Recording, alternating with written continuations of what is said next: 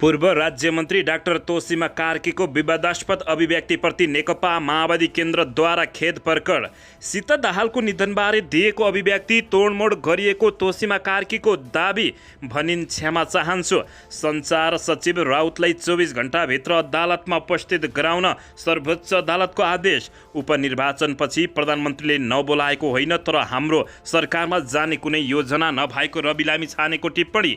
राष्ट्रिय स्वतन्त्र पार्टी तत्काल सरकारमा जाने मेसो र रेसमा नभएको रवि लामिछानेको टिप्पणी। प्रधानमन्त्री प्रचण्डका राजनीतिक कार्यक्रम असार 30 गतेसम्म स्थगित। पत्नी सीता दाहालको निधनप्रति चिनिया कम्युनिस्ट पार्टीद्वारा दुःखद प्रकट। हुम्लाको कालिका केन्द्रबिन्दु भएर 4.6 रेक्टर स्केलको गयो भूकम्प। कति भयो त क्षति यसबारे सम्पूर्ण जानकारी। जसरी भए पनि सङ्घीय निजामती सेवा ऐन ल्याएरै छाड्ने सामान्य प्रशासन मन्त्री अमनलाल मोदीको प्रतिबद्धता। कोशी प्रदेश मन्त्री उत्पादनको कारखाना 6 वर्षमा 5 मुख्यमन्त्री 41 जना मन्त्री। मिटर ब्याज सम्बन्धी विधेयक पास भएकोमा गृहमन्त्री नारायण काजी श्रेष्ठले दिए राष्ट्रिय सभालाई धन्यवाद। साताको अन्तिम दिन दोहोरो अङ्कले घट्यो सेयर बजार। 3 बैङ्कको डिभेन्चरमा लाग्यो सर्किट। समाज परिवर्तन महिलाबाट मात्रै सम्भव नभएको उपसभामुख इन्दिरा राणा मगरको भनाई। सामाजिक सञ्जालहरूलाई मर्यादित र व्यवस्थित गर्न सरकारले कानुन बनाउने सञ्चार मन्त्री रेखा शर्माको टिप्पणी। जहाज खरिद गर्नु मेरो निजी स्वार्थ छैन, राष्ट्रिय आवश्यकता भएको मन्त्री सुदन किरातीको भनाई। राप्रपाको सदस्यता अब अनलाइनबाटै 1 वर्षभित्र सक्रिय सदस्यको सङ्ख्या 2 लाख पुर्याउने। नक्कली भुटानी शरणार्थी प्रकरणमा थप 1 जना पक्राउ। के हुँदैछ त नक्कली भुटानी शरणार्थी प्रकरण, यसबारे सम्पूर्ण जानकारी। र सरकारको सुशासन अभियानले विश्राम कुनै पनि हालतमा नलिने उपप्रधानमन्त्री तथा गृहमन्त्री नारायण काजी श्रेष्ठको भनाई। दिल्लीमा बाढी र पहिरोको बेहाल, यमुना नदीले तोड्यो रेकर्ड, होच स्थानका विद्यालयहरू सबै डुबानमा। यता काठमाडौँका मेयर बालेन्द्र शाहले चाले निकै कडा कदम। रवि लामिछाने हर्क साम्पाङको पनि निकै बोल्ड निर्णय। अब हेर्नुहोस् पुरा समाचार। दर्शकबिन नमस्कार, तपाईहरू यति बेला युवा नेपाली युट्युब च्यानल हेर्दै हुनुहुन्छ। दर्शकबिन यदि हाम्रो च्यानल युवा नेपालीसँग जे पनि सब्सक्राइब गरेर जोडिनु भएको छैन भने सब्सक्राइब गरी जोडिनुहोला, साथै सँगै रहेको बेल आइकनलाई दबाउन पनि नभुल्नुहोला। दर्शक महानुभावहरू, तपाईहरूले हामीलाई कहाँदेखि हेर्दै हुनुहुन्छ, कस्तो अवस्थामा हेर्दै हुनुहुन्छ, देशदेखि हेर्दै हुनुहुन्छ या विदेशदेखि हेर्दै हुनुहुन्छ। दर्शकबिन यदि तपाईहरूले हामीलाई रेगुलर हेर्नुहुन्छ भने रेगुलर र पहिलोपटक हेर्दै हुनुहुन्छ भने पहिलोपटक भनी कमेन्ट बक्समा गई कमेन्ट गरी हाम्रो मेहनतको लागि एउटा सानो लाइक गर्न पनि नभुल्नुहोला। आउनुहोस् दर्शक महानुभावहरू, आजको पहिलो तथा विशेष खबरतर्फ लागौं। दर्शकबिन पूर्व राज्य मन्त्री तथा राष्ट्रिय स्वतन्त्र पार्टीकी सांसद डाक्टर तोसीमा कार्कीको विवादास्पद अभिव्यक्तिप्रति माओवादी केन्द्रले खेद प्रकट गरेको छ। सत्तारूढ दल नेकपा माओवादी केन्द्र ललितपुर जिल्ला कमिटीले ललितपुर 3बाट प्रतिनिधि सभामा निर्वाचित सांसद डाक्टर तोसीमा कार्कीप्रति खेद प्रकट गरेको छ। जिल्ला कमिटीका संयोजक शिव कटेल र इन्चार्ज दिनेश महार्जन दिपेशले आज एक विज्ञप्ति जारी गर्दै बुधबार प्रधानमन्त्री पुष्पकमल दाहाल प्रचण्ड पत्नी एवं पार्टीकी केन्द्रीय सल्लाहकार सीता दाहालको निधनमा श्रद्धाञ्जली दिन उपस्थित भएको कार्यक्रममा बोल्दै कार्कीले दिएका अभिव्यक्तिप्रति घोर आपत्ति जनाउँदै भर्त्सना गरेका छन्। विज्ञप्तिमा भनिएको छ, उहाँको उक्त अभिव्यक्ति खेदजनक र असंवेदनशील युक्त भएको हाम्रो निष्कर्ष रहेको छ। अन्ततः कमरेड सीता दाहालको निधन दुःखद घडीमा तोसीमा कार्कीले दिनुभएको अभिव्यक्ति प्रति खेद प्रकट गर्दै घोर भर्त्सना गर्दछौँ।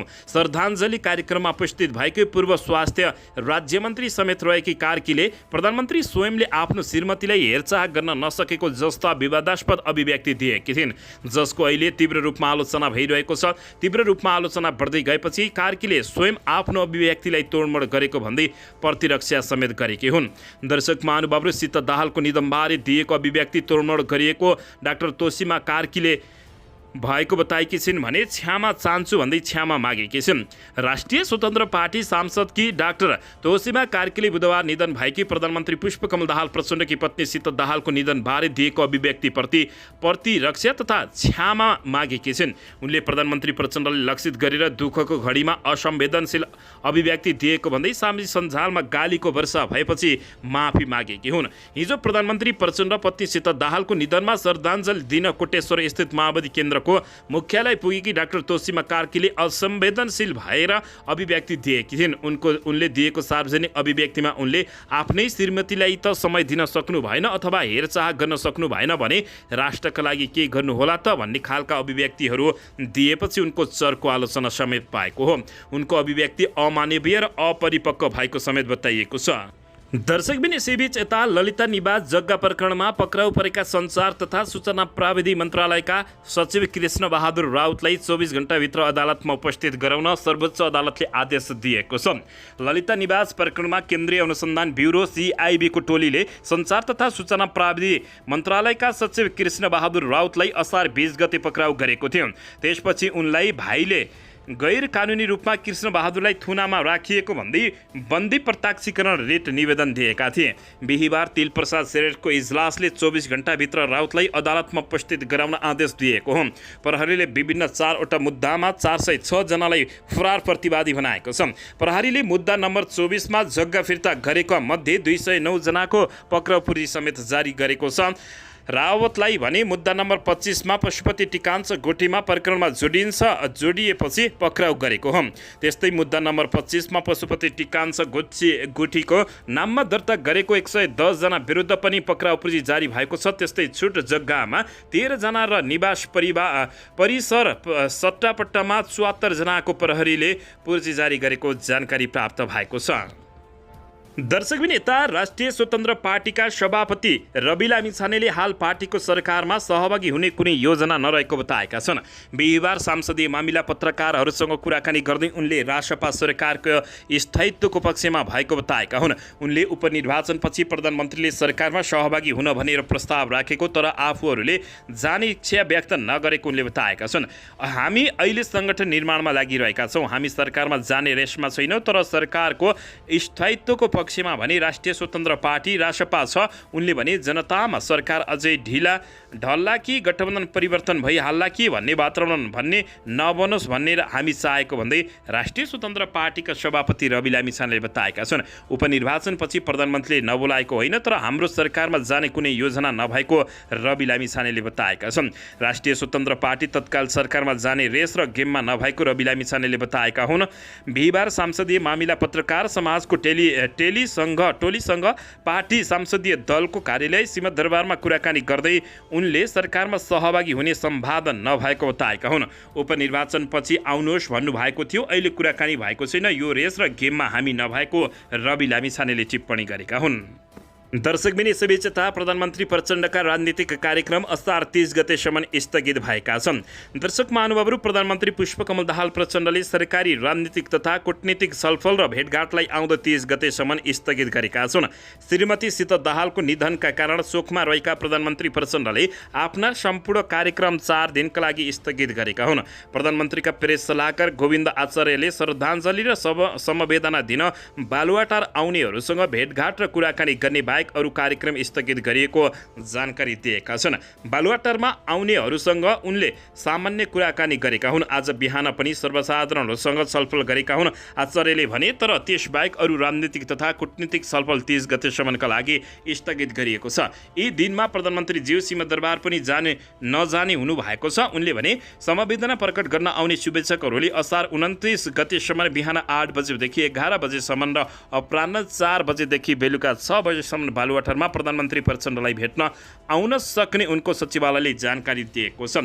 प्रधानमन्त्री प्रचण्डकी पत्नी सीता दाहालको 69औं वर्षको उमेरमा बुधबार निधन भएको थियो। सीतालाई प्रचण्डसहित 2 छोरीहरू रेणु दाहाल र गङ्गाले पशुपति आर्यघाटमा दाव गति दिएका थिए। दर्शकबिन यसैबीच यता प्रधानमन्त्री तथा नेकपा माओवादी केन्द्रका अध्यक्ष पुष्पकमल दाहाल प्रचण्डकी पत्नी सीता दाहालको निधनप्रति चिनिया कम्युनिस्ट पार्टी CPC ले दुःख व्यक्त गरेको छ। CPC-का विदेश विभाग प्रमुख लिउ जियानचाओले शोक मन्तव्य जारी गर्दै दुःख व्यक्त गरेका हुन्। दाहालले एक महत्त्वपूर्ण नेताका रूपमा काम गरेको उल्लेख गर्दै आफूहरूको निमन्त्रणमा चीन भ्रमण समेत भएको स्मरण गरेको छ। दाहालको बुधबार बिहान काठमाडौँको थापाथली स्थित नरभिक अस्पतालमा निधन भएको बताइएको छ। दर्शक महानुभावहरू, अन्ततः प्रधानमन्त्री प्रचण्ड पत्नीको निधनप्रति चिनिया कम्युनिस्ट पार्टीहरूले पनि दुःख व्यक्त गरेका छन्। यसअघि भारतीय प्रधानमन्त्री नरेन्द्र मोदीले पनि प्रधानमन्त्री प्रचण्डकी श्रीमतीको निधन भएकोमा दुःख व्यक्त गरेको छ। दर्शकबिन यसैबीच यता हुम्लाको कालिका आसपास केन्द्रबिन्दु भएर भूकम्प गएको छ। राष्ट्रिय भूकम्प मापन तथा अनुसन्धान केन्द्र लैनचौरका अनुसार आज बिहान 11:17 जाँदा हुम्लाको कालिका आसपास केन्द्रबिन्दु भएर 4.6 रेक्टर स्केलको भूकम्प गएको जानकारी प्राप्त भएको छ।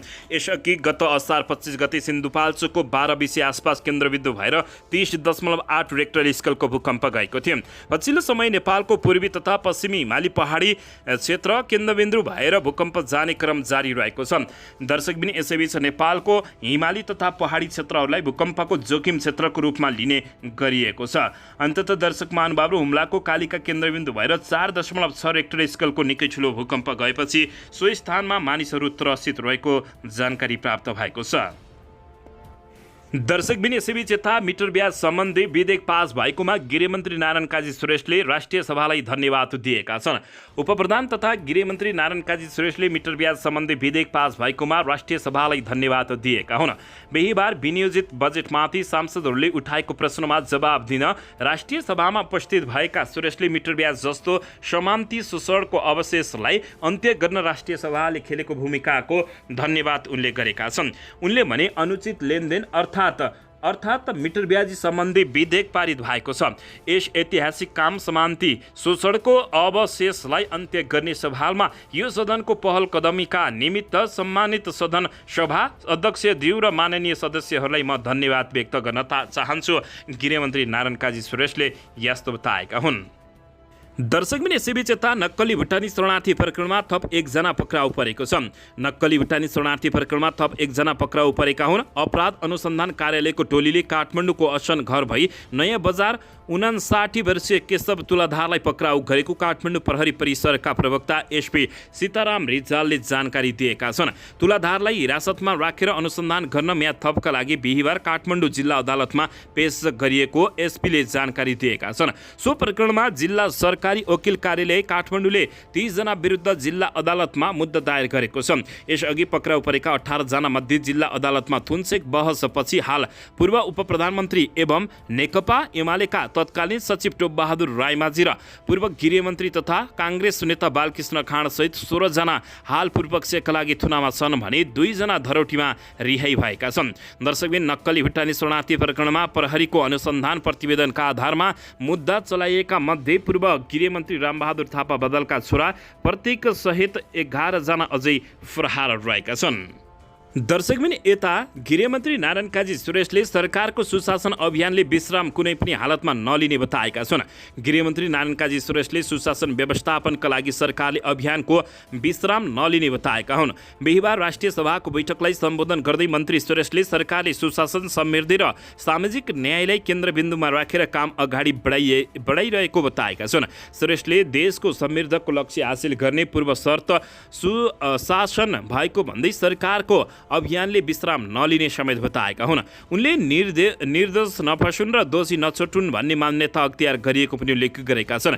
मन्त्री नारायण काजी श्रेष्ठले धनी र गरिब तथा सम्पन्न र विपन्नलाई छुट्टा छुट्टै कानुन हुँदैन भन्ने कुरामा सबैको ध्यान आकर्षण समेत गराएका छन्। उनले प्रहरी समायोजनको प्रक्रिया अगाडि बढाउन र टुङ्गोमा पुर्याउन सरकार दृढ रहेको समेत बताएको खबर प्राप्त भएको छ।